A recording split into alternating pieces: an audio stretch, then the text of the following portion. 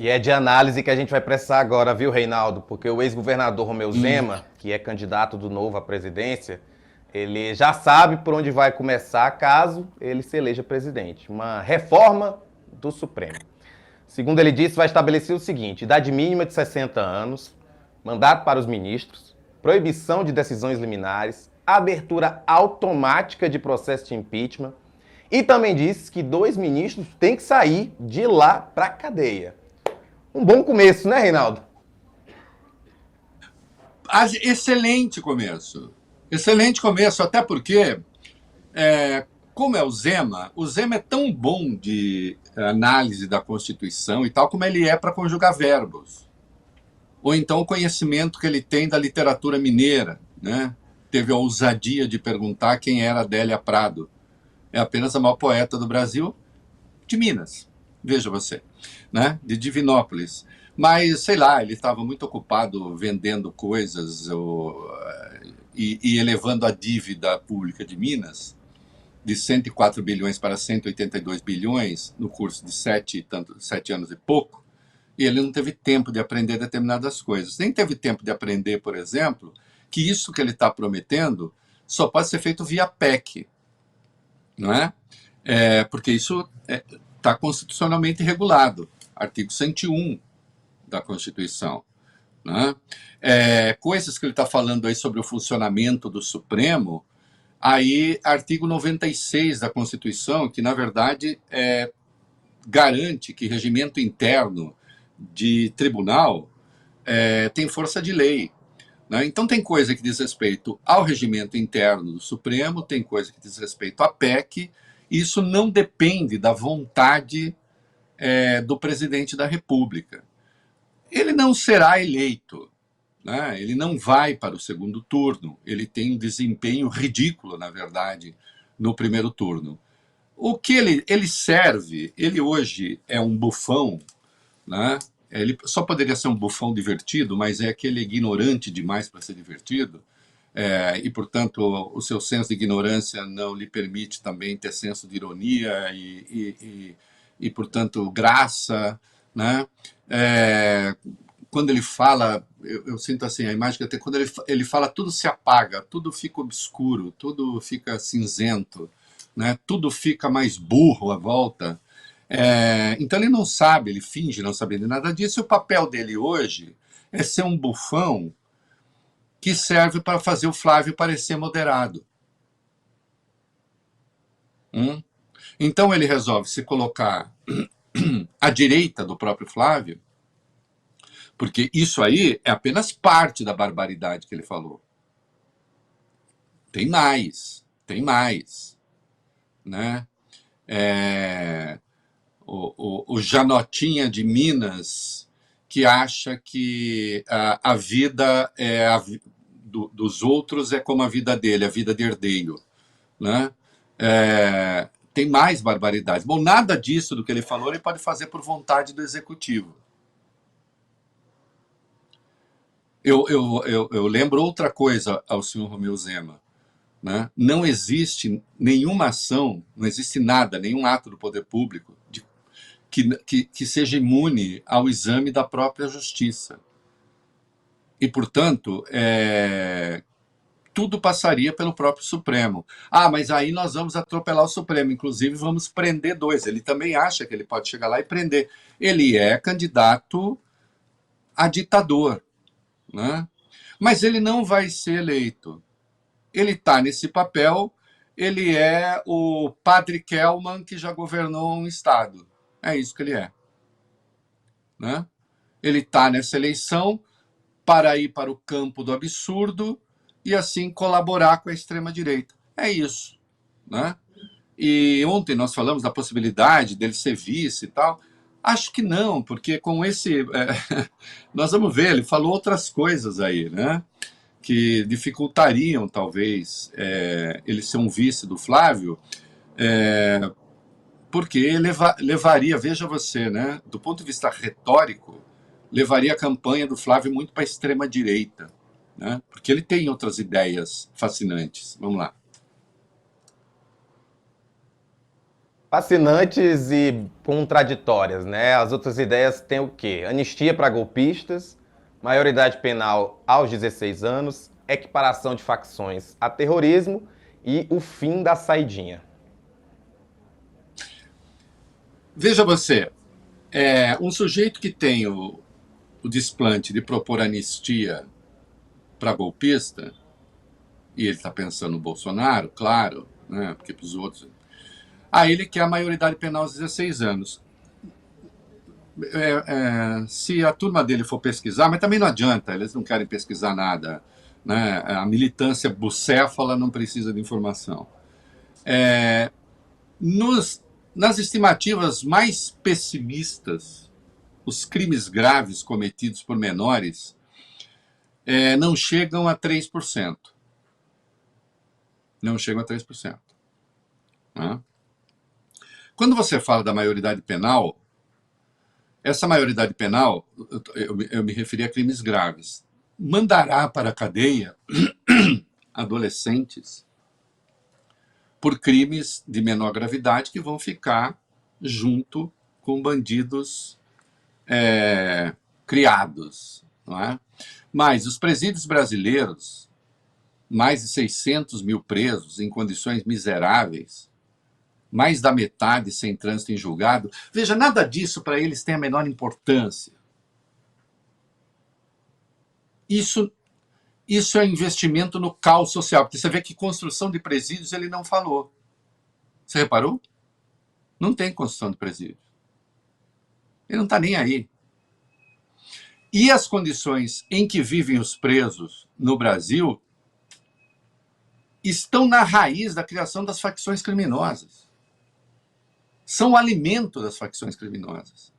Até porque depois elas inventam um INSS delas aqui para financiar, cuidar das famílias dos presos que estão lá, e você cria um vínculo permanente. Aumentar o encarceramento é igual a fortalecer o crime organizado, as facções. Mas a delinquência intelectual do Zema não consegue entender isso. E aí, então, que importa que 90% desses adolescentes infratores sejam pretos e pobres? Na cabeça do Zema, é muito provável. Tudo isso faz sentido, se é que você me entende. Aí vai o tal do Greco, que é o Rogério Greco, ex-secretário de Justiça e Segurança de Minas, e diz: o modelo é Nayib Bukele, de El Salvador.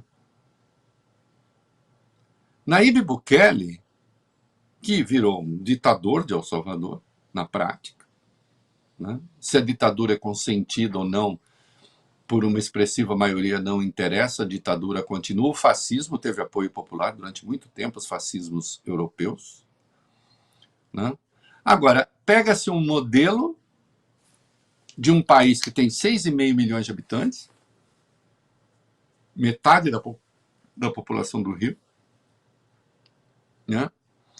6,5 milhões de habitantes, um estado que também é diminuto, e se pensa em botar isso num país das dimensões do Brasil. O modelo Nayib Bukele, onde adolescentes são condenados à prisão perpétua. E também vou acabar com a saidinha. É explosivo isso. É marcar um encontro com as rebeliões. Facções serão terroristas. Bom, além de expor o Brasil a ataques de outros países, do ponto de vista do mercado seria péssimo, porque um monte de fundo não vai para país que é dominado por terroristas ou tem uma forte presença de terroristas. É tudo estúpido, é tudo burro. Mas não pense que ali o Flávio Bolsonaro não pensa nada muito diferente disso, não.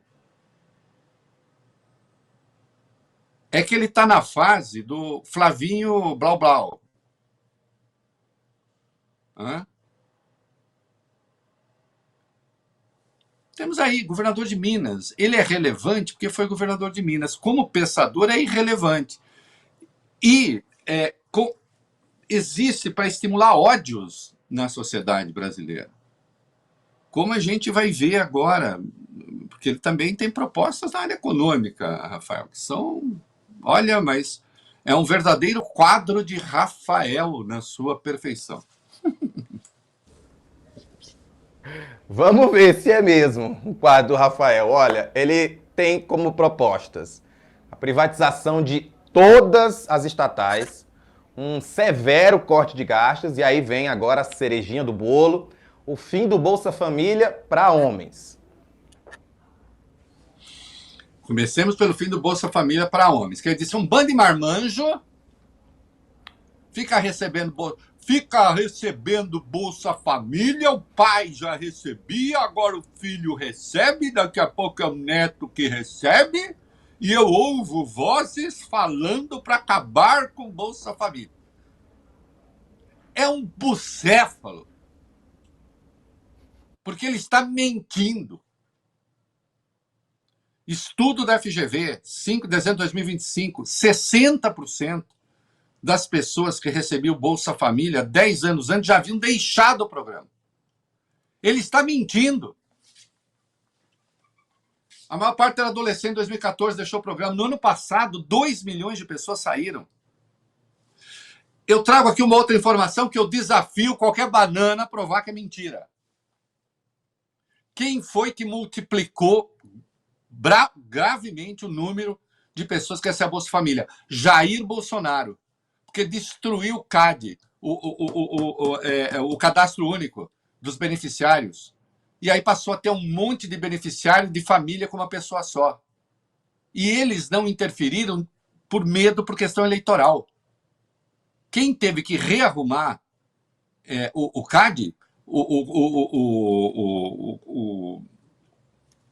controle, o cadastro único, é CAD, né? Quem teve que rearrumar esse cadastro foi o governo Lula. Agora transforma a pobreza, a miséria, e disse que isso cria problema de mão de obra no Brasil. É a cloaca da pior elite brasileira. Não, dá Bolsa Família e o cara não aceita vir trabalhar para mim para ganhar uma miséria.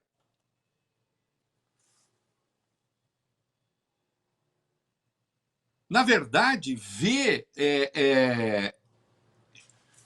CAD único, me avisa aqui o meu querido PH que está ouvindo o programa. CAD único, né? Produtor da rádio.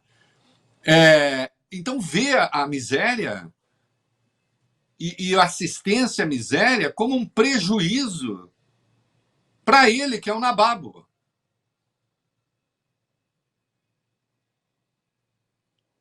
É impressionante que alguém diga uma coisa como essa.